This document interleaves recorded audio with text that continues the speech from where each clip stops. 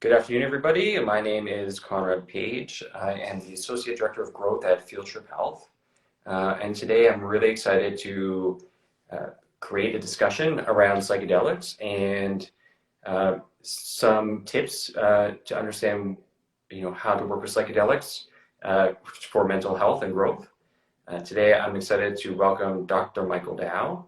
He will be joining us in just a few minutes into the forum. Where he's going to answer some of your top questions. We've had a few questions from the audience too, so I'd love to welcome you to put any kind of questions you might have in the chat. We'll certainly try to get to them. We're really excited to have you here. I know Dr. Dow is trying to join, so he should be with us in just a few minutes. And while we're waiting, let me tell you a little bit about what we're trying to do today. We've had a lot of interest in How to Change Your Mind with Michael Pollan, and this series come out on Netflix.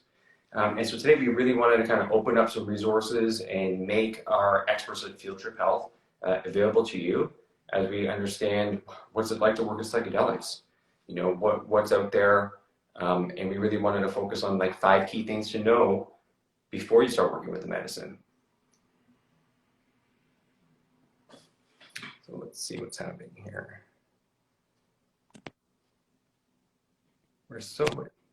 Dr. Dow's still trying to get in here. That's good. It's a good sign.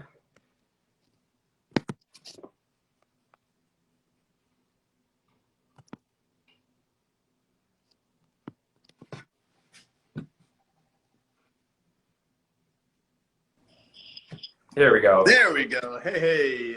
Dr. Dow, how you doing, man? Good. Nice to see you, Conrad. Let me just clip this phone in now that I'm in. Oh, this is a little tricky here.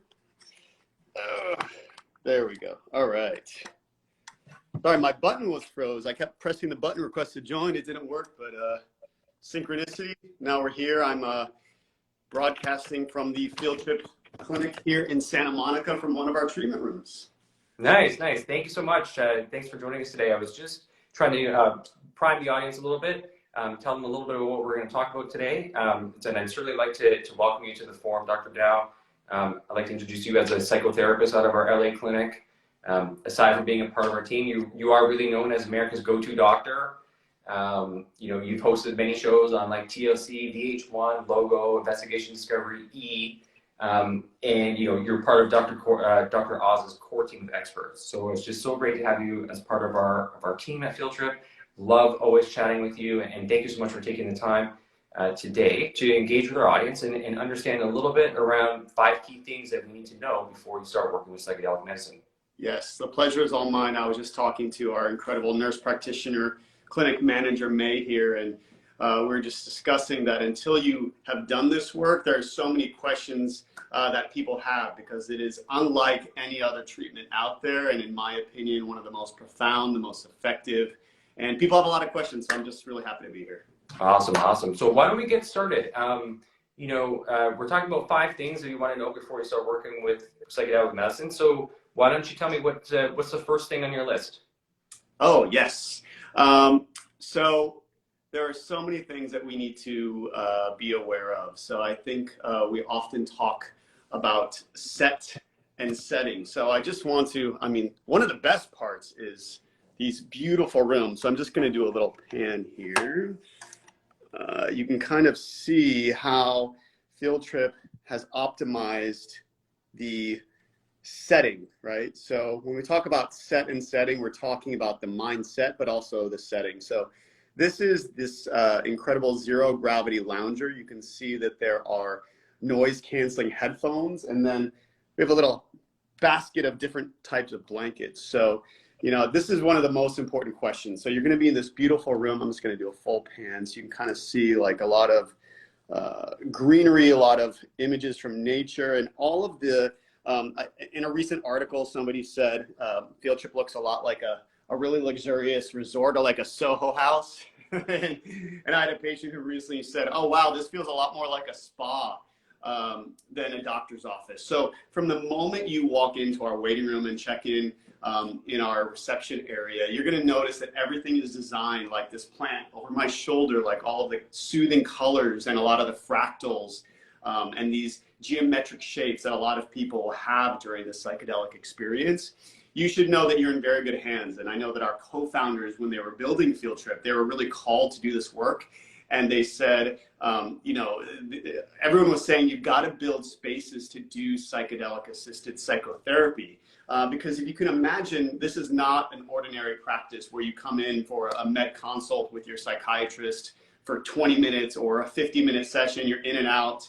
You know, obviously it's very, very different. So knowing that everything has been designed to facilitate this work, it will affect your journey. So that we're at home you feel, you know, so if you're reclined wearing an eye mask with our noise canceling headphones, with a gravity blanket on top of you, and I'm sitting next to you, and if you want it, will hold your hand. I tell patients before I get consent to hold their hand, and I say, you know, if you ever want my hand, you can reach out. So there's just a lot of comfort. So that really ensures that the setting, the physical setting, can really ensure that the journey is a healing one, because people have these really deep and soothing and awe-inspiring journeys. People sometimes say that they communicate with loved ones who have passed, or they have these spiritual aha moments. You know, in some of the psilocybin-assisted psychotherapy research, a woman who identified as an atheist said she felt bathed in God's love. And they said, wait, you're an atheist? And she said, well, that's the only way I can describe it. So clearly this is an experience like no other. Thank you so much for that explanation. So what I'm hearing from you is spot number one is for setting, and it looks like you're in a really beautiful clinic. We had one question actually come in, which is related to setting, so I'll ask you now. Do you think there would ever be an opportunity for treatment outdoors?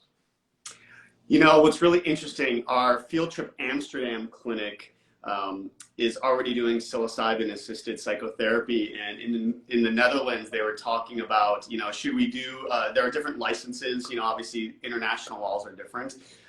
So the fact that we are a clinic and not an outdoor retreat center, there are sort of different laws.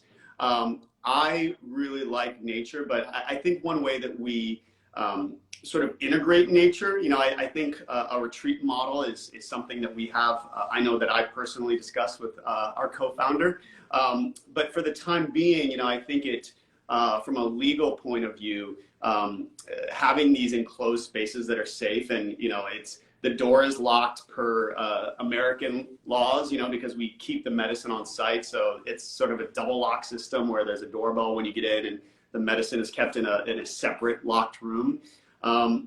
That being said, we really encourage our clients, our patients, to integrate nature. So once they take their Uber home or somebody drives them home, I say, you know, if you live by the beach, taking a nice long walk along the beach or in nature. Ketamine tends to be an empathogen. So like MDMA, it sort of opens your heart. It sort of turns off the ego. So nature, as much as you can integrate nature, the better. So I think we sort of already have this hybrid where, yes, you're in the clinic, and then after you're in this room with me or one of our other staff therapists for 2 hours for the actual treatment, you're going to move to one of our integration lounges, which you can either lie on the floor. We've got these fluffy rugs, or we have another room with private day beds. And then really moving to nature is, I think, sort of, for right now at least, until we, you know, maybe launch a retreat at some point, it is a great way to integrate that nature. Nice. So do you think that, like, anybody listening at home, is there any way for them to kind of, like, do you have any tips for them on how to bring setting into their home now? Absolutely. You know, I think people, if you have sort of an altar of some sort or a little place, you know, even if it's like a really comfy chair, research has shown that people who, even though we're not consciously aware of it, really sharp industrial corners can sometimes elevate anxiety, and soothing patterns from nature or soft edges can sort of dissipate that anxiety. So if you're using really soft fabrics, I'm really a fan of great lighting. So if you're using those compact fluorescent light bulbs, the ones that are like that doctor's office hospital white, that really is not a great light bulb to use. I recommend There are some compact LED lights that are designed to be a little bit more yellow. And that's nice, especially if you're using those in the evening, because they're not going to depress your natural melatonin production as much. And that can really help you to sort of ease into sleep. So just sort of, if you sort of take the cues, you know, we've got, here's a little cactus, we've got a crystal over here, more crystals down here, you know, this shape from nature. If you can sort of bring these elements into your home, and whether you're reading there or doing your meditation, I anecdotally practice transcendental meditation daily, and I find that my own ketamine assisted psychotherapy has helped my TM to be deeper, and I think TM prepares me for the ketamine journey. So you can kind of see how these practices integrate. So I think that's really my second tip, is this is not a standalone treatment and you sort of go here and then you're sort of done. We really want this to be integrated into your life. I tell the people who come here, the medicine lights the fire, but it's up to you to keep it burning. And the more you can actually use the neuroplasticity of ketamine, the BDNF, the brain-derived neurotrophic factor that ketamine can lift, it actually helps your brain to make new brain cells and new connections. So if you are quitting smoking, if you are wanting to lose weight and you want to eat more healthfully, if you want to exercise more, this is a really great time to do it, which is why we integrate the psychotherapy with the medicine. Okay, so in our list of tips when working with psychedelic medicine, first one is set and setting. Yes. And second one is integration. Is that correct? Correct. Great, love that. We had a quick question, which before we move on, somebody wanted to know, can you bring anything into the session with you to help with this, say, the set and setting? That's a great question. So one, in the preparation session that you do, either online or in person with me, your therapist, or one of our other therapists, we encourage you to bring special objects. So for example, if you've lost somebody and you have a shirt or a watch or some socks or something special from them, I encourage people to actually bring that object in. I've had people bring intention cards in, and they, you know, there's a card that they pull right before their journey, and that's part of their invocation or their intention for the day. People sometimes will bring a crystal or something sentimental that encapsulates and summarizes what their intention is for that day. So if it's openness, maybe you're going to bring, you know, an animal. A lot of times spirit animals or images of animals or archetypes will show up in this journey. So if you can sort of prime your mind for the journey, it can really help to sort of hyper-focus the journey on your specific intention. That's great. That's great. Okay, thanks for that answer. And for anybody who's just joined, just want to welcome you to the space. Today we're talking with Dr. Michael Dow, and he's giving us 5 key things to know before we're starting to work with psychedelic medicine. Number 1 was set and setting, and number 2 was integration. Yes, and right. Number 3 is, this is sort of it's going to sound a little shocking at first, but if you can kill your ego, sometimes you can free your mind. So what's really interesting about the correlation between the mystical experiences, which we assess, there's a correlation between how mystical the journey feels, and sometimes that is correlated with what we call ego, in high dose sessions, ego death, or, you know, in the low to medium dose sessions, it's sort of like the ego is softening. And what I mean by that is that sense of like, who is Conrad?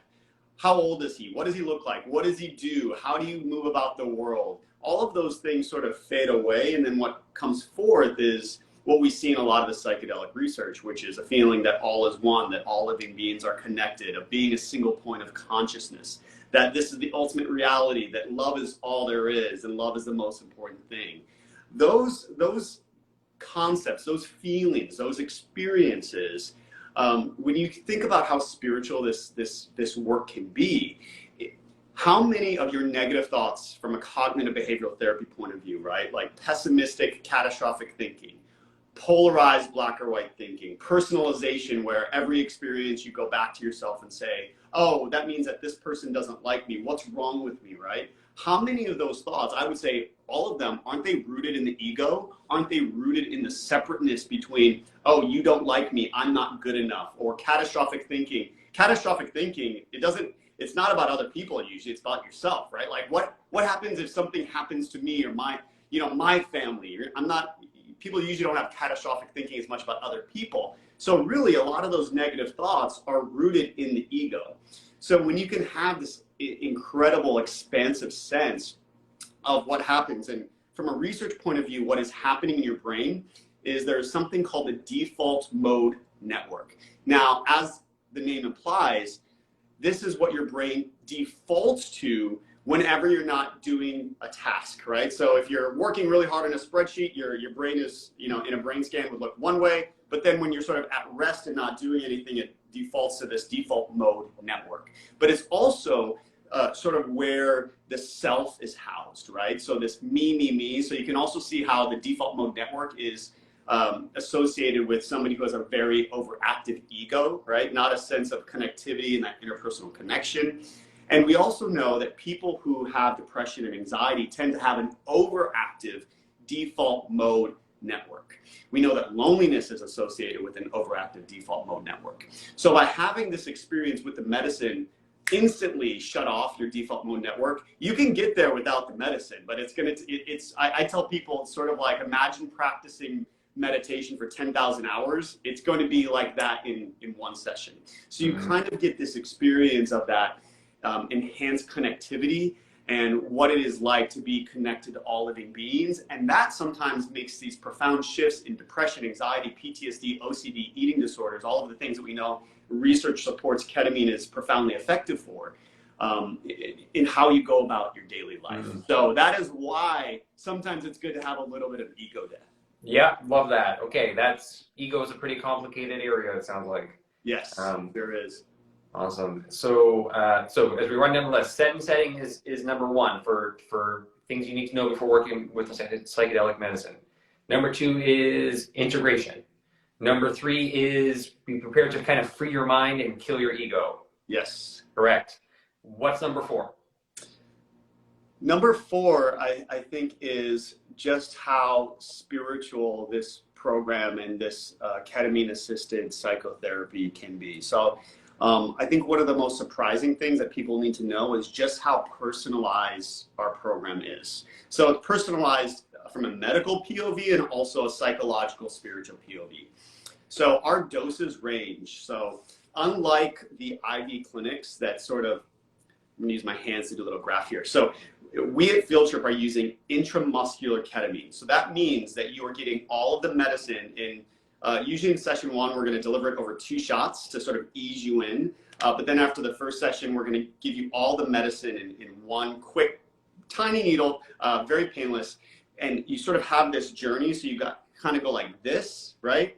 And then you sort of flow down. And that really is why it's more of a, quote, trip. And our company name is Field Trip. It really feels like the most psychedelic delivery system of ketamine. The clinics that are more popular or more populous in America are the IV ketamine clinics. So instead of delivering all the medicine at once, it's sort of, I had one client who had come to us after an IV clinic. They kind of described it as purgatory, right? So it's sort of like the medicine is sort of delivered over the course of the treatment. So you never get that velocity, you never get that journey, that height. So it kind of feels like you don't get the fullness of the experience. And then oral ketamine, so our Field Trip at Home program, will mail you after a consult, a medical consult with one of our nurse practitioners. They'll start by mailing you 1 dose of ketamine, then you go to our group integration online, and then we'll mail you 2 doses, etc. It's sort of, so you're taking it all at once, but it's absorbed so much more slowly, and only, roughly a third is actually making it to your bloodstream versus almost all of it in clinic. So it's sort of giving you that as well. But then the other thing in terms of how personalized the work is, I'm trained in a variety of different psychotherapeutic models, as are all of our therapists at our clinics around the world. So if you're somebody who is, scientific and you just have a severe mental illness that hasn't responded to antidepressants and you want to try something different, and you're just like, you're looking for more like the biological approach and how do I change my life? So maybe I'm going to use a strategy that's sort of more sciencey, more cognitive behavioral, why are those irrational beliefs false? And what are some of the behaviors that you can do that add productivity and pleasure to your life so that you can use the medicine to increase your dopamine with lifestyle changes, right? But then we also have people who come in and, if somebody's going to bring an angel card deck in for their session and crystal, I'm already thinking, oh, okay, this person is looking, or if they're bringing in, something very religious or spiritual, an angel, that person is probably looking for more of a spiritual way into healing their depression or anxiety or PTSD. So we really meet people where they're at. You know, I think that's the beauty of our program. The dosing varies widely. So at an IV clinic, they really base their dosing based on weight. We take weight into consideration, but in our opinion, it's not at all the best indicator of what a person's dose should be. Mm-hmm. This is really about, you know, I'm looking for personality traits like low neuroticism. So if you're not very anxious, and if you have high openness to new experience, which is one of those big personality traits, that person is probably going to respond to a medium or high dose better than somebody who has low openness and high neuroticism. And, you know, I can sort of, it's easy once you've been in this field in mental health to sort of sense, if you talk to somebody for an hour, you sort of already get a sense of who that person is and their personality traits. We're also asking for, and this question also predicts their openness. You know, have you tried other psychedelics in the past?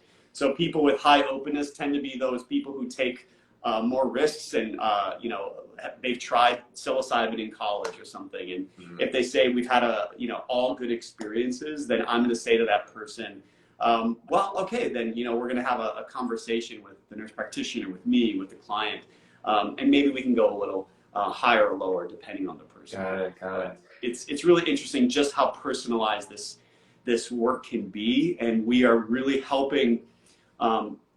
Yes, we have these diagnoses, right? It's major depressive disorder, generalized anxiety disorder, PTSD, but how many facets of your personality, of your life, of how you relate to other people, your relationships, your job, your productivity are part of that, you know, diagnosis that we have to legally have and code on your chart, you know? So people are complex, and mental health, you know, when you think about what a complex organ the brain is versus cardiovascular disease and something like the heart. Obviously, the heart is very important, but, you know, mental illness is targeting the most complex organ, which is between your ears, this brain. So this is your personality. So if it's affecting the most complex organ, we also see that it changes everything. I think one of the most common things that I see is people coming in feeling guilty, right? Or this, you know, why do I have this difficult to treat treatment-resistant depression? But then I tend to see that once they realize that there is something that works, and it works well, some of that guilt is actually part of the disorder. And in our work together, they can really discover that freedom, which is incredible to see. Awesome. Thank you for that answer. So for anybody who's just joined us, welcome. We're here with Dr. Dow, and we're talking about 5 key things to know before start working with psychedelic medicine. And we're quickly marching to number 5, Dr. Dow. So I'm going to do a quick recap. Number 1 was set and setting. Number 2 was knowing about integration. Number 3 was being prepared to free your mind and kill your ego. Number 4 was the importance of personalization. Yep. Great. And then we're going to go on to number 5, and then we're going to get to a couple questions from our audience as well. Yeah, great. I think number 5 is you are going to get out of this program what you put in. So in research, we know that a person's motivation to change is one of the most predictive factors of a person's prognosis and how well they will do. And so if you come to this really willing to do the work, right? So if you come with a very clear intention, if you write I always encourage my patients to write their own invocations. An invocation is something that you write and right as the medicine is being injected, I will read it to you. If you do some of that homework, that prep work, it can really allow this medicine to work better. I don't think that people should come to this process willy-nilly. I don't think that people should take psychedelics without preparation. While this work can be, I have seen that in most people, I've seen people move to tears of joy, of relief. I've had those moments, and I have them every week with people here at Field Trip, saying, I had somebody who recently said to me, you know, they were coming out of the journey and coming back into their body, and they started crying, and I could tell that they were happy tears, but I could also sense that there was a little bit of sadness as well, or some bittersweet emotions. I said, you know, let's process what's coming up for you. And this person said, I am crying because I am so happy that I finally found something that worked for me, but I'm also so sad that I spent half my life feeling medicated, feeling like I wasn't fully living. And I had no idea that this was even possible, right? So if you are coming to this work, willing to do all that work, you're gonna put in, you're gonna get out what you put in. And the more you sort of identify those things in your integration session, which happens the day before, in the preparation before, and the integration session that happens 1 to 2 days after your first medicine or exploration session, we call it, the more we're going to help you identify, you know, how do you keep this going, right? Like, what is the mindfulness meditation, yoga, transcendental meditation, volunteer work, healthy eating? Like, what are the things that you're going to do to help keep it going? You keep the fire lit, right? And Got it. you know, as we shared on our little graphic today, they say in psychedelics, once you get the message, you can hang up the phone. So, you know, a lot of times I don't think you have to, a high dose ego death experience is not required for people who work with us. You know, if that sounds frightening to you, we definitely don't push people to that if they're not comfortable with it. But we also know that if you have one of those experiences, like I can tell you in my training, I had one high dose experience where I had total ego annihilation, ego death. It was one of the most profound experiences of my life. And now in my own personal ketamine assisted therapy, I sort of now stay with mid dosing because it's taxing. I feel like I needed a couple days to fully comprehend what that experience was when you totally lose yourself and feel at one with the universe. And I have no idea who Mike is. Like, so it's pretty incredible what this program I think is doing for people around the world with Field Trip. By the way, just in terms of my history, to that point, after I did my training, I kept hearing about Field Trip, and I knocked down Field Trip's doors. I'm like, I want to work there. And I had a meeting with the founders eventually. So this, yeah, it just goes to show the reputation of, you know, Field Trip, which we are the world's largest provider of psychedelic assisted psychotherapies. And I can't wait to have more medicines available. You know, we already have psilocybin in Amsterdam, ketamine in Canada and North America. Really excited. Oregon in 2023 will be the first American state that allows psilocybin-assisted psychotherapy. So it's not recreational psilocybin. You can't walk into a store and buy it. It will only be allowed in the context of what we are doing here, which is psychedelic-assisted psychotherapy. Right. One of the reasons why this work is so profound, we measure our patients with these objective questionnaires, the GAD-7, and the PHQ-9, which tell us how, basically, you know, how anxious and depressed a person is. And when you use ketamine by itself, research shows even if you stack 6 medicine sessions or 6 doses of ketamine within a short amount of time, like let's say 3 weeks, that's only going to last a month. But in our internal research, Conrad, as you know, when you combine it with the psychotherapy, on average, our people are coming to us with severe depression and severe anxiety scores. And then after their program, they move down to mild. So really, they're really no longer meeting criteria for these like major depressive disorder, generalized anxiety disorder. And because of the psychotherapy integration, those effects last on average 4 months, which to me is remarkable. And when you think about, you know, like 1950s, 1960s America, when most people, if they needed psychotropic medication, they were getting it from their psychiatrist, who is also their psychoanalyst or doing the psychotherapy. That's no longer true in America, and that's very, very rare to find a prescriber who's also doing your psychotherapy. So I feel like in many ways, the psychedelic renaissance is bringing the integration of psychotherapy and medicine together so that we can hit all 4 quadrants, bio, psycho, social, spiritual, and really from a whole person point of view, change people's lives. Got it. Oh man, that was such a great explanation, Dr. Dowd. Thank you so much. So I'd love to get to a couple of our audience questions, but just to do a quick recap on the 5 things you need to know before you start working with psychedelic medicine.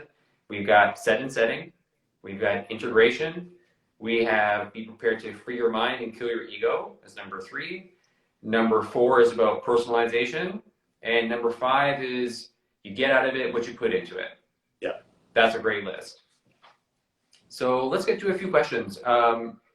Here's a great one. Do you have any book recommendations for beginners around like ego, psychedelics, or spirituality?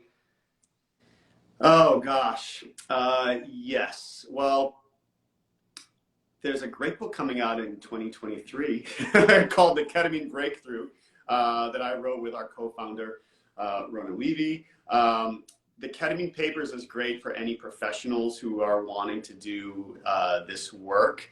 I would say for most lay people, as we sort of hinted at with our graphic, the best book, in my opinion, for lay people to really understand, especially if you're coming to this work with not a lot of understanding, is Michael Pollan's How to Change Your Mind, and also his Netflix documentary on the work. Yeah, great. Yeah. And that Netflix stuff just came out, and actually we've seen a big increase in interest from people around psychedelics and psychedelic therapy. And just to be clear about one thing, there's a lot of psychedelic substances out there, but there really is only one legal substance. Is that right? And that would be ketamine.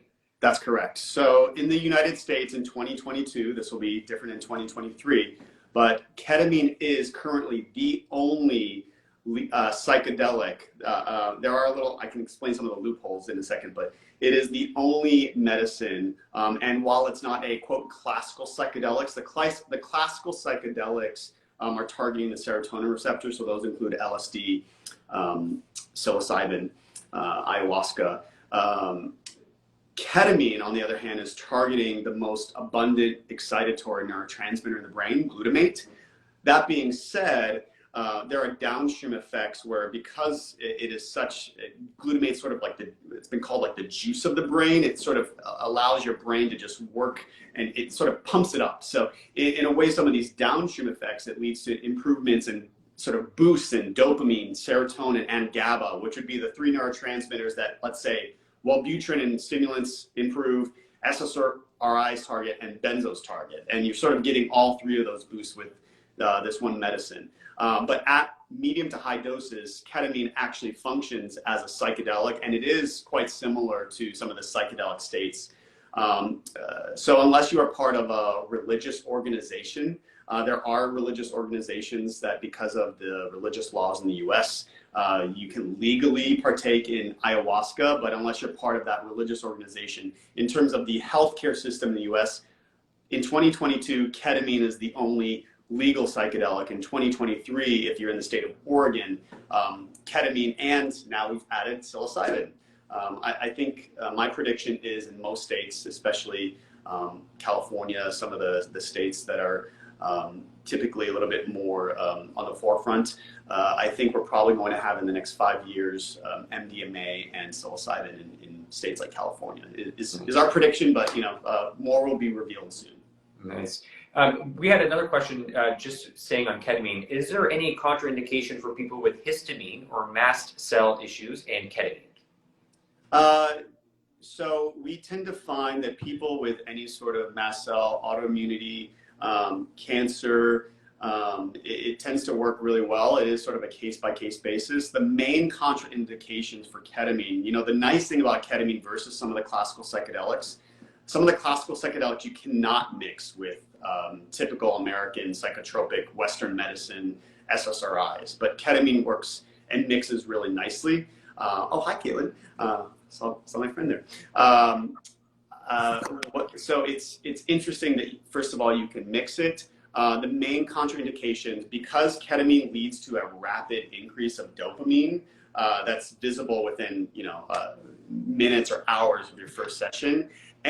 So that's obviously, if your dopamine's low, you probably have disorders like depression and ADHD, but there are also high dopamine disorders. So if you have uncontrolled bipolar 1 disorder with mania or schizophrenia, those disorders are associated with excess dopamine in the psychosis phase. So we don't want to use ketamine because it's going to lift the dopamine even more. That's the main mental health contraindication. Also, while there is ongoing research, and a colleague of mine just published a paper in ketamine and breast milk, we currently do not treat, because at ketamine, at Field Trip and ketamine therapy we are always err on the side of caution. We do not currently treat pregnant or nursing women. Maybe if there's more research in the next couple of years, we'll change our take on that. And then from a physical point of view, we're ruling out uncontrolled hypertension. So ketamine will lift your blood pressure. So if your blood pressure is already borderline high, we don't want to lift it any higher. But if it's well controlled, it's okay. I saw my friend Caitlin just ask with panic disorder. Yes. So ketamine can be very, very helpful with panic disorder. What's interesting is, and part of the reason why we do such a thorough assessment of people and really meet people where they're at, as we were talking about, the dose really depends, the diagnosis and who you are really dictates your dose. So for example, I think it's safer for people with a very low energy depression to do medium and high dose ketamine. For generalized anxiety disorder or panic disorder, I usually tend to start lower, and the same is true for post-traumatic stress disorder, because some people go right into the trauma at medium and high dose, and you want to sort of do the processing with them before you gain that. And what I will say is, what's really interesting is that ketamine tends to reward approach and punishes avoidance. And what I mean by that is, in your waking life, if you have panic disorder or generalized anxiety disorder, you're probably using, if you're untreated, you use a lot of safety strategies, you avoid scenarios, you avoid people, maybe you don't leave your home, you use a lot of defense mechanisms to protect yourself from the anxiety. So you are trading short-term gain for long-term pain. I tend to see that, especially in patients with anxiety disorders, panic disorder, ketamine, the medicine flips that around. So in our preparation and some of the things that we tell people, we have flight instructions that we read, and one of the things we say is, if you see something challenging, move towards it, don't run away from it. If you see a door, open it. So that is actually flipping that dichotomy of approach versus avoid around.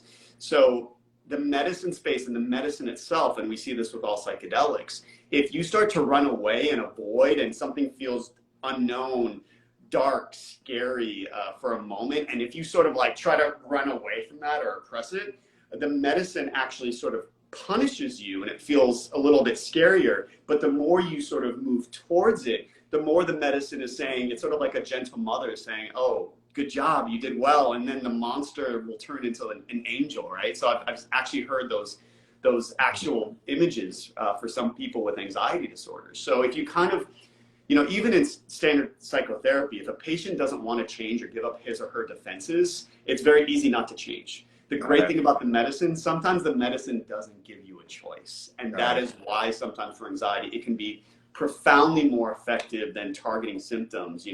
Obviously benzos same thing with benzodiazepines. If you pop Xanax every day for anxiety, short term, you're going to experience a really profound reduction in anxiety, but we also see that in the long-term studies, people who take benzodiazepines, once they stop taking that benzo, their anxiety actually is worse than when they started.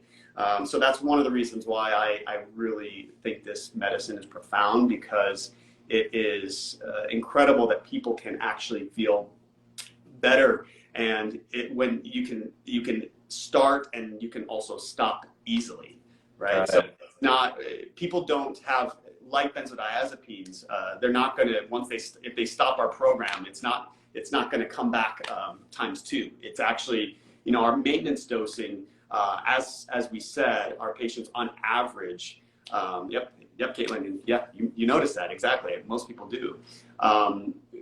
After that time-consuming, incredible work that people do where, we're stacking, this is not a magic number, but, for severe depression or anxiety or PTSD, 6 medicine sessions, 2 to 5 days apart with preparation and integration.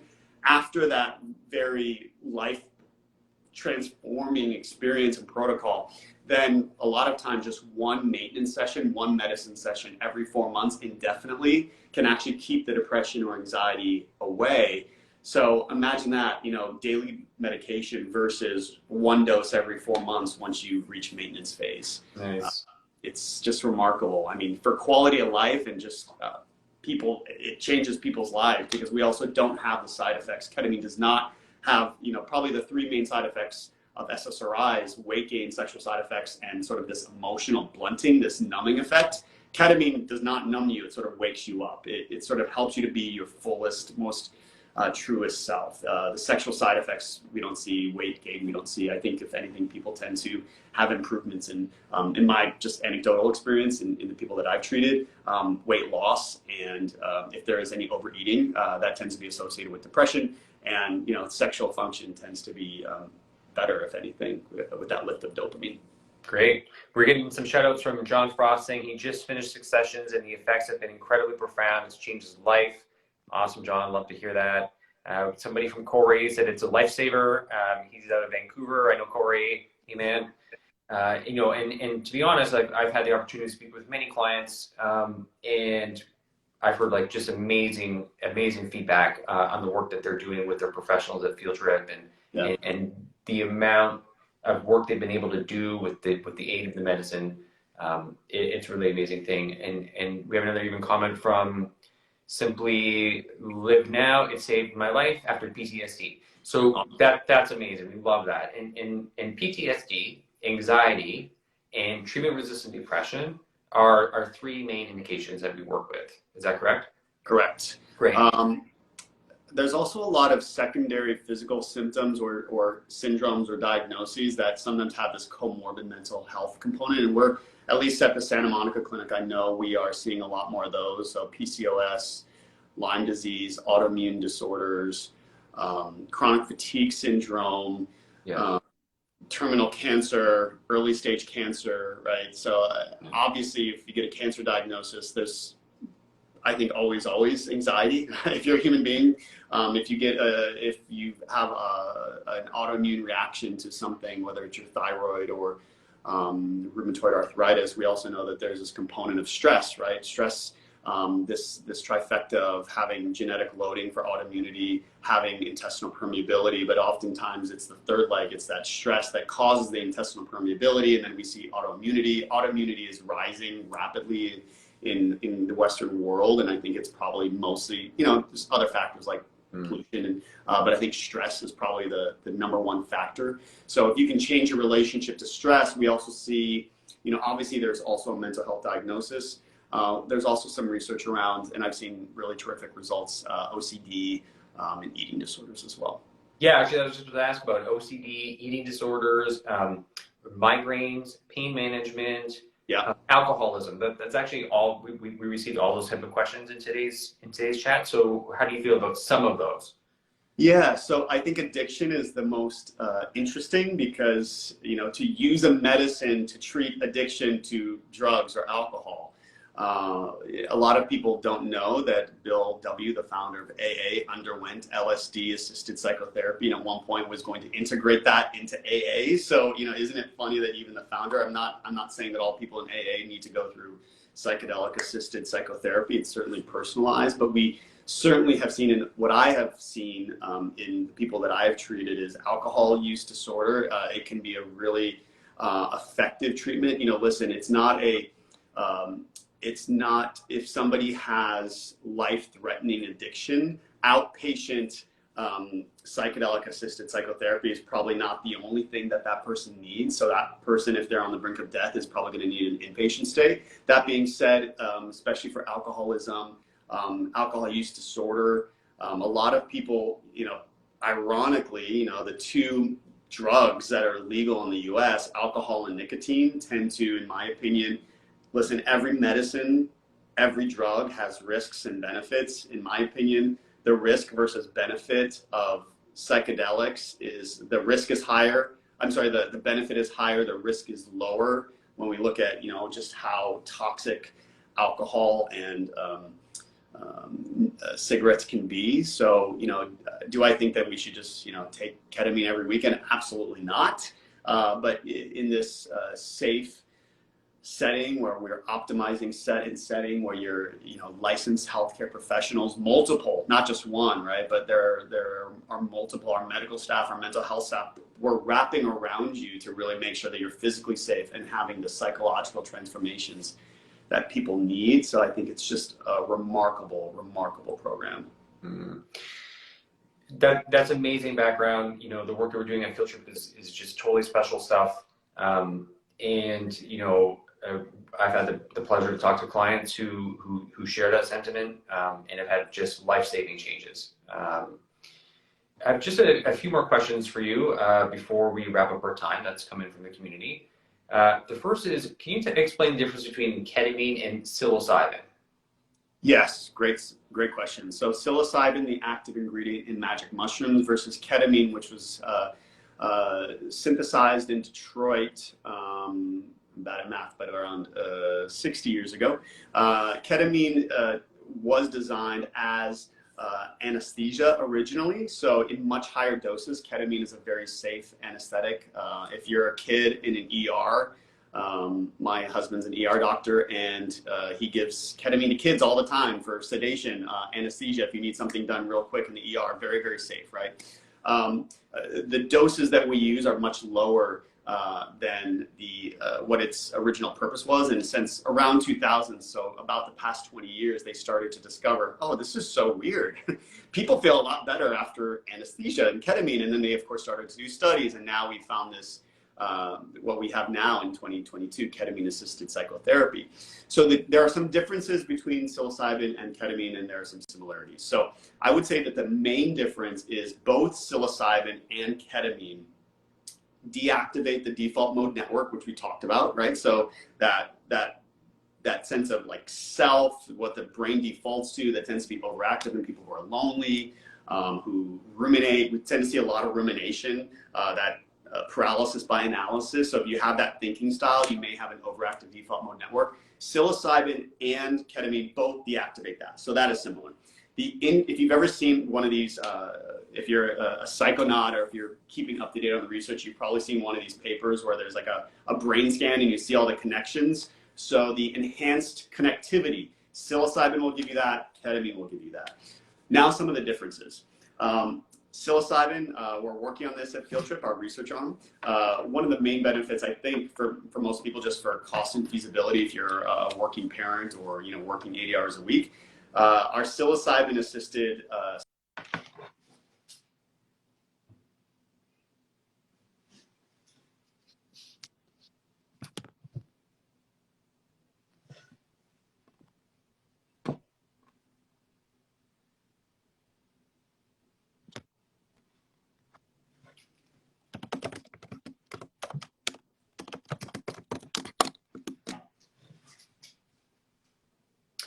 Hey, Dr. Dow, sorry to interrupt. I'm having trouble hearing you. Oh, there we go. There you're back. Oh, is it back now? Yeah, great. Sorry, we lost you for about 10 seconds or so. Sorry. Okay. So one of the other differences is, ketamine, sometimes we do need that stacking, right? So depending on the person, the severity of the mental illness, you may need 2, 4, 6, 8 to start. Psilocybin in the research, usually one high dose session will last people a year, versus ketamine, again, we talk about this maintenance interval after you complete the approximately 6, and then you get on this maintenance dosing, right? The ketamine is interesting because it works like a psychedelic in that it deactivates the default mode network. It helps to enhance connectivity. So that's like a typical classical psychedelic. But ketamine, in my opinion, also works like a psychedelic mixed with a Western drug that boosts neurotransmitters. So some of that neurotransmitter lift, like we see really immediate and profound lifts in dopamine. We see lifts in serotonin. We see lifts in GABA. You're really not going to get that with psychedelics like psilocybin. So if you want that lift, and of course that lift, when you improve dopamine levels, you improve depression. When you improve serotonin levels, you improve OCD, anorexia, anxiety, depression. When you lift GABA, you can really, and also PTSD. When you lift GABA levels, you get improvements in anxiety disorders, PTSD. So you can kind of see that ketamine is sort of, to me, it kind of feels like a hybrid between a really novel new Western medicine with remarkable results with some of the psychedelic effects. Ketamine also, I think, has obviously people are microdosing psilocybin. You don't really microdose ketamine. And while there are effects of, low, medium, and high dose sessions, ketamine, I think, has more, in my opinion, more variability, meaning if you want to come to us and you want to do a low dose session, you actually can do psychotherapy and talk therapy through the entire session. We call that psycholytic dosing versus the medium and high dosing, which takes you into the psychedelic dosing space. So the psychedelic space, I would say most people are going to be silent, not always. Some people actually talk through the whole medium to high dose psychedelic experience. And usually you're going to start talking and processing with your therapist, 45 minutes after the medicine is injected. But if you want to stay in the low dose, then it's sort of, you're getting that empathogenic effect, sort of akin to when therapists in the 70s and 80s, I believe, were using MDMA for couples therapy, just sort of for that heart opening effect. Got it, got it. So just wanted to touch on a few things that you mentioned. The MRI brain scans and those kind of lighting up. Funny enough, that's what the field trip logo was based off of, is those images. Awesome. Really fun stuff. Yeah. I also wanted to mention, there was a question about our location. So you can head to fieldtriphealth.com and see all of our locations. We have 12 locations across the world, 8 of them in the United States, 3 in Canada, and 1 in the Netherlands in Amsterdam. And our Field Trip at Home program, which if you don't live near a Field Trip clinic, you can go to Field Trip, and at the top it says Field Trip at Home. And then you can use the at-home program that we were talking about too, which is available in even more cities and states. Awesome, awesome. Yeah, thanks so much for highlighting that. And the other thing before we move on is you were talking about the distinction between ketamine versus psilocybin. I will add that ketamine is the only legal psychedelic available. And if people want to know a little bit more about that, we have a really great article on our website that's literally called Ketamine versus Psilocybin. And I would encourage you to take a look there too. Awesome. As we kind of start to wrap up our time together, we did have a couple of questions around just kind of like somebody to walk us through, like, what does the process look like? Like, what happens in clinic kind of from start to finish if somebody decides that they wanted to try to work with us? Yeah, so, we're going to do a screen. We're going to ask for, diagnoses, medication list. So we talked a little bit about the preparation session. So then you're going to do a 50-minute session with me or one of our staff therapists. I think probably they're most curious about what does the actual day look like, right? Like, what does the medicine look like? So in your first session, you're going to come, you're going to have sort of like a full medical evaluation for with one of our medical staff for around 30 minutes, and just going through the history, your medical and mental health history. And then we're going to have a conversation. So the nurse, one of our medical staff, your therapist, you in this room, one of these rooms that I am in here right now. We're going to have you in our zero gravity lounger. We have these really incredible playlists. We use Wave Paths, which is one of the researched music playlists designed specifically for psychedelic assisted psychotherapy. Dan? Nice to see you. And then, you're going to be reclined with your eye shades on. You're going to have your blood pressure monitored. And, we're using these very high-tech blood pressure monitoring. So even though the medical staff is leaving the room, they're actually monitoring your vitals remotely at another site, at their desk in the clinic or their office the whole time. Dose discovery is really important. So the first day we're going to, so you're going to get that one quick little injection, tiny little needle, 5 seconds, and it's done. It tends to come on pretty quickly. So the first, I would say, it comes on you're going to feel it within 30 seconds. It kind of reaches peak effects, I think, usually within 3 to 5 minutes. And then you're going to sort of, you can kind of, I think the way I describe it is you can kind of feel that this medicine was indeed designed for general anesthesia. So if you've ever had general anesthesia, when you count backwards from 10, it's like 10, 9, 8, and everything starts to go really, really black. But we don't take you down to 0. So I think one of the things that people, I would say 20% of people have a little bit of whoa, everything faded to black. This is weird. All my senses are gone. But then usually as soon as you cross that bridge, I call it, then people start to see things, right? So then you tend to be at one with the experience. Again, people's biochemistry is so different, which is why we do dose discovery and super personalized dosing at Field Trip. So then about 10 minutes later, usually we're going to come back and we're going to take off the earphones and we're going to say how you doing? Do you feel deep? Do you want to go deeper? And for some people, a small dose takes them very deep and they'll say, nope, I'm good. For other people, they barely feel it at all. So then they say, yeah, it feels light, I want to go deeper. So then we're going to give them the second injection after, and then it's sort of, so we're kind of giving you this, kind of floats down a little, and then we go a little bit deeper if you want to. And then you're probably going to be in that space. Again, people are very different. I've seen people sort of snap back in 25 minutes and they're like, just like nothing happened. Some people take an hour and 40 minutes to really fully process that experience. The peak experience, I think, usually lasts like 30 to 45 minutes. And then after that, it kind of feels like a very floaty, like if you've ever had laughing gas, it kind of feels like you're meditating with laughing gas. So it definitely still, you kind of sort of slowly float down. You sort of start to return to your body. You come back to your ego comes back online. And then usually the question that I ask people when they come back, I say, where did you go? What did you see? And what did you learn? So those three questions are sort of my trademark questions. And the answers are just, they're varied, they're profound, they're spiritual, they're meaningful. And sometimes in your first session, you'll get some aha moment that significantly changes your life.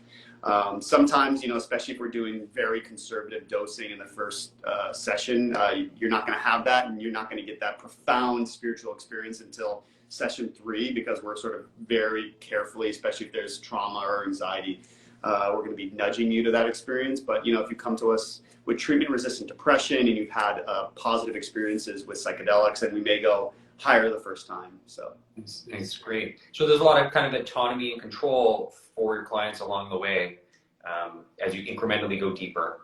Yeah, I think a lot of our people are surprised at how much co-creation of that dose there is. Like if they're like, oh, you're kind of letting me co-decide my dose, and yeah, well, it's your experience. And obviously we're not going to do anything that's unsafe, but the range varies. I mean, the intramuscular dose, it can be as low as 15 to 20 milligrams, or as high as over 100, 150 milligrams. So there's a big range in there. The bioavailability, so if you're doing at home, so only about roughly a third is absorbed. So therefore we have to multiply the dose by 3. So then you're looking at starting with somewhere closer to 200 milligrams up to like 300, 350 milligrams for the same equivalent dose.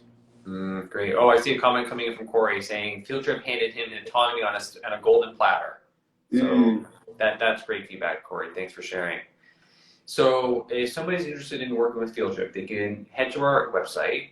Yep. They can complete a digital screener or yep. get a doctor referral for one of 3 main conditions, which would be treatment-resistant depression, anxiety, or PTSD.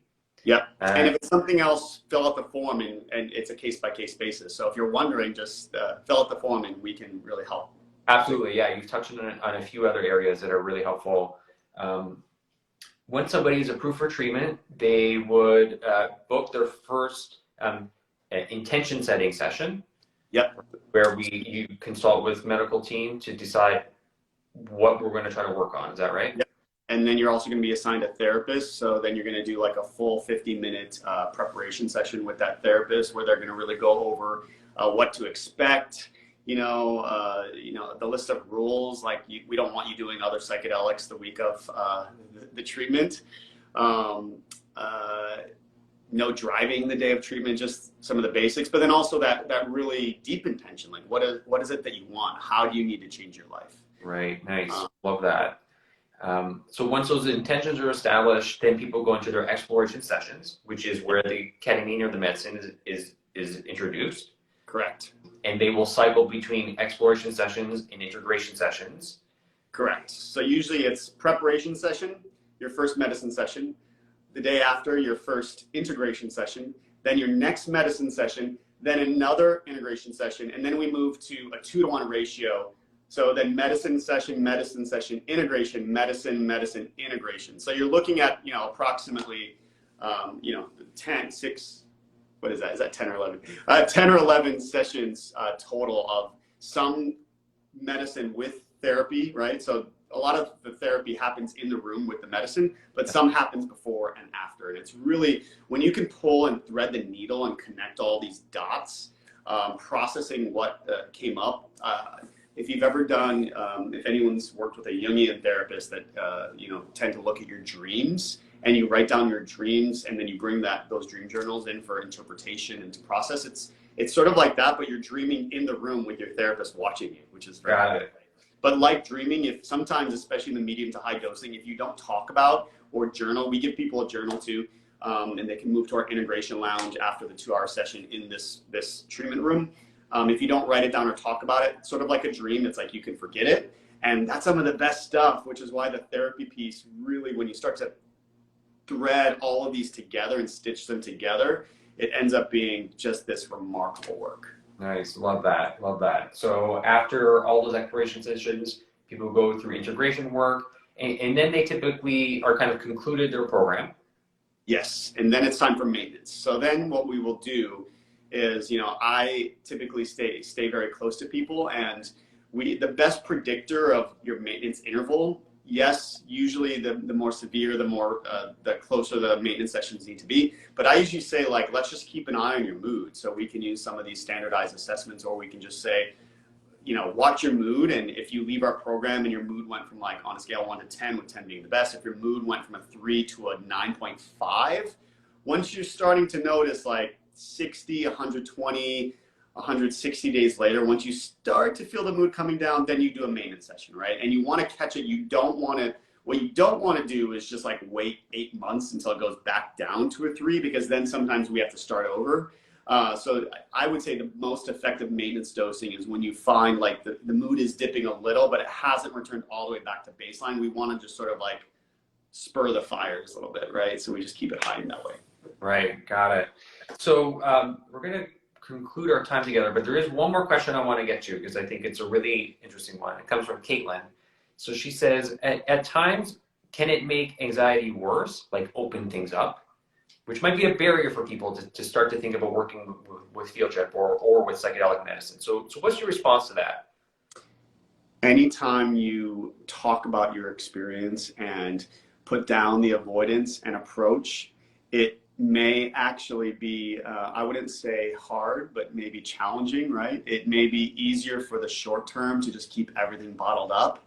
But just remember that when you do that, when it comes to trauma or an anxiety disorder, you are, as we talked about before, you're trading your short-term comfort for long-term pain in your life, right? It restricts you. You're not your full self. You don't have the kind of relationships. You don't have the kind of career. You don't have the kind of love in your life that you could if you were fully open.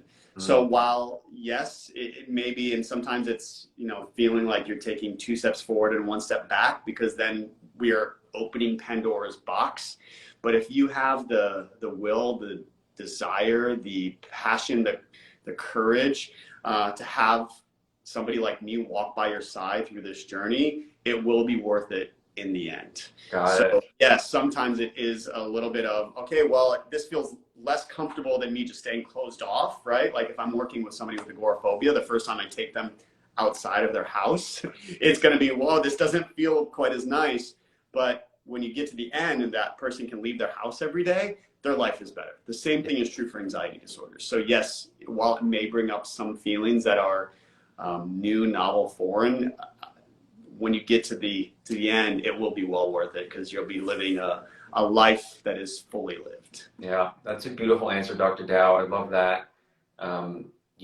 Certainly one thing that, not addressing your anxiety is not going to make it better. So that makes a lot of sense. So just before we wrap up, I just want to do one last recap, because what brought us together today was your top 5 list of things to know before starting to work with psychedelic medicine. And I'd love to just do a quick recap. The first one was set and setting, which has to deal with your mindset and the container that's built of where you're doing the work. Yes. Your second one was integration, which you touched on a little bit too about our process. But that means taking the insights that we learned through the work and with your therapy and given to you by the medicine, and integrating and sustaining those changes in your life. Is that right? Correct. The third one is to kill your ego and free your mind. Yeah. Right? Ooh, exciting. And the fourth one that we spent some time on was talking about personalization, right? Like understanding what we want out of it, who you are, functional and holistic healing. Does that sound accurate? Correct. Yeah. Cool. Love it. And then the last one, which I love a lot, you just talk about how you really just get out of it what you put into it. Yeah. That's really beautiful.